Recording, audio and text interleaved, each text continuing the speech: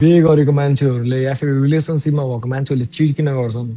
Like एउटा boyfriend girlfriend हुन्छन्, बिहे भएको हुन्छ होइन, या फिर सम्बन्धमा हुन्छन्, अर्को छुट्टै केटासँग चिट गरेर आउँछन् या छुट्टै केटीसँग चिट गरेर आउँछन्। किन यस्तो हुन्छ थाहा?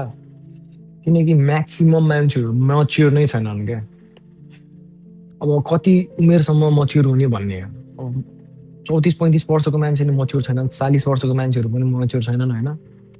सो एउटा म्याच्युरिटीको कुरा हो क्या। लाइक अब मच्योर नै नभएपछि लाइफमा दे डोन्ट नो कि लाइक के गर्ने, कसो गर्ने, सम्बन्ध कसरी टिकाउने, माया कसरी गर्ने, माया भनेको त्यो नै थाहा छैन मान्छेहरूलाई, हो कि नै?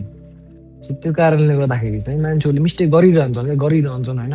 अब कि त तिनीहरूले माया गर्न सिक्नु पर्यो होइन, मच्योर हुनु पर्यो, लाइक रेस्पोन्सिबिलिटी लिन सक्नु पर्यो, सम्बन्ध निभाउन जान्न पर्यो। तिनीहरूलाई केही पनि आउँदैन। अनि त्यस्तै केही नआउने मान्छेले नै मिस्टेकहरू गर्ने हो क्या। लाइक अरू अरू मान्छेसँग जाने हो होइन, सिरियस नै छैनन् मान्छेहरू सम्बन्धमा, हो कि नै? त्यो अरू मान्छेहरूसँग जाने, चिट गर्ने, लाइफलाई यस्तै हो भन्ने तरिकाले लिइसक्यो क्या म्याक्सिमम मान्छेहरू। लाइफ यत्तिकै यस्तै हो, के हुन्छ र, एउटा एक बारको जिन्दगी हो, मोज गर्नुपर्छ, रमाइलो गर्नुपर्छ भन्ने, जोसँग पनि गएर सुत्दिने या फिर जोसँग पनि हिँडिदिने होइन। बुढा नभए बेला सँगै नभए बेला या बुढीसँगै नभए बेला इन्जोय छुट्टै मान्छेसँग गर्ने भनेको त्यस्तै खालको मान्छेहरूले। द्याट्स द मेन रिजन कि मान्छेहरूले धेरै धोका दिने रिलेसनसिपमा या फेरि हुन्छ नि ब्रेकअप हुने, डिभोर्स हुनुको कारण त्यो हो क्या।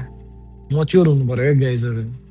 माया गर्न सिक्नु पर्यो, सम्बन्ध निभाउन सिक्नु पर्यो, एउटा राम्रो फ्यामिली बनाउन सक्नु पर्यो। बिहे गरिसक्यो, बच्चा बच्ची भइसक्यो होइन, राम्रो फ्यामिली नै बनाउन सकेन, एउटा परिवारै राम्रो बनाउन सकेन, जिन्दगी जिउनै जानेनौ, खुसी हुन नै सिकेनौ तिमीले, सम्बन्धको भ्यालु बुझेन, सम्बन्ध नै निभाउन सकेन भने के काम गर्नु?